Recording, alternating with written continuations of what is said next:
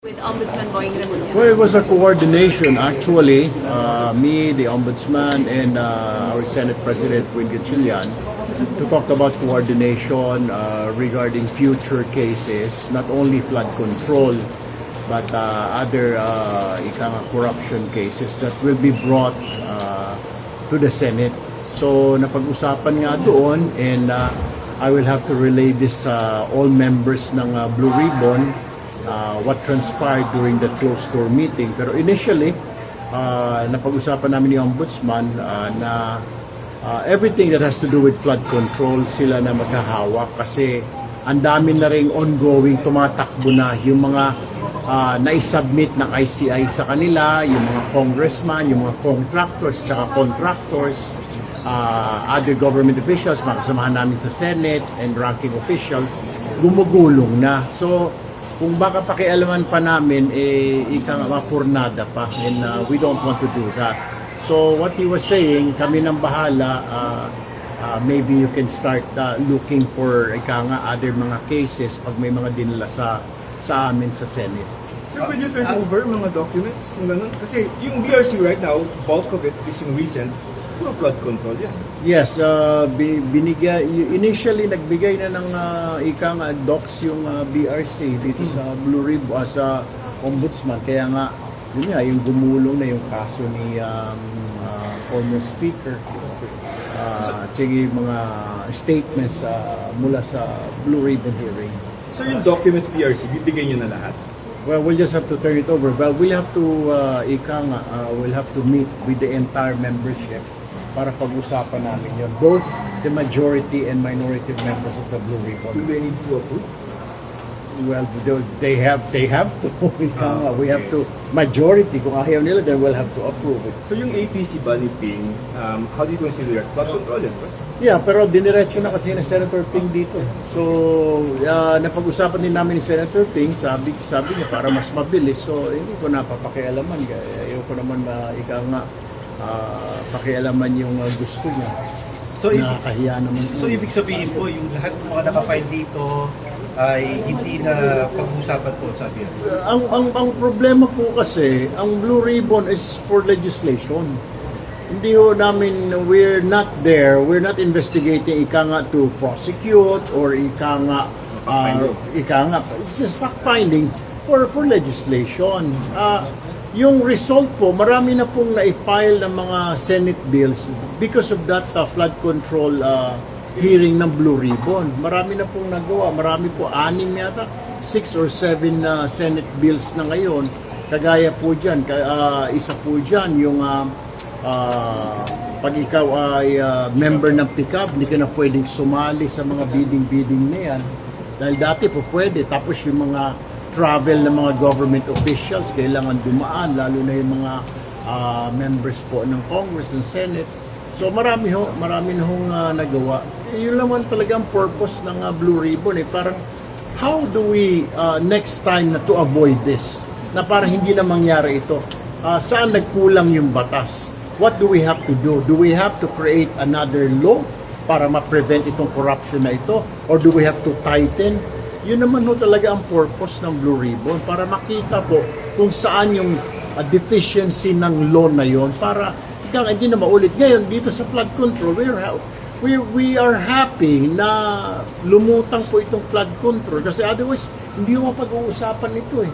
Mabuti yun, nabanggit ng Pangulo. Ngayon, lumabas sa public, di mo na matataas na official lang involved. So, out of this flood control, may nangyari naman. Clarification, si Ombudsman said, sila yung nag-request na sa kanila na lahat?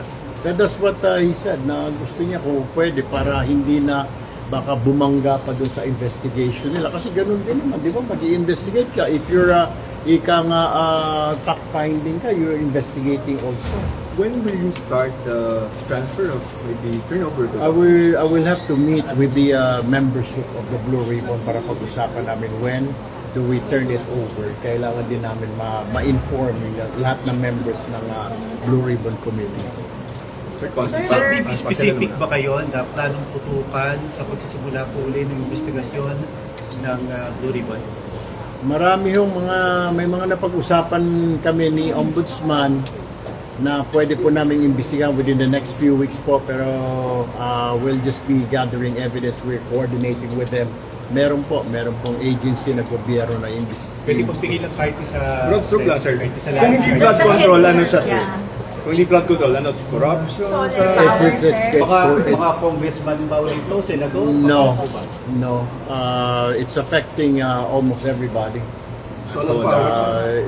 Not necessarily solar power, pero it pertains to Prime ika nga- water, sir. No. About It's a- NGCP, sir. No, it's not basic GCB. I'm sorry. We're still gathering information. Just to be general about it. Don't want to make any comment. Ayoko na pangunahan, pero Pang sikmura. definitely. Pang sikmura na No, tayo. ginagamit po natin lahat every day.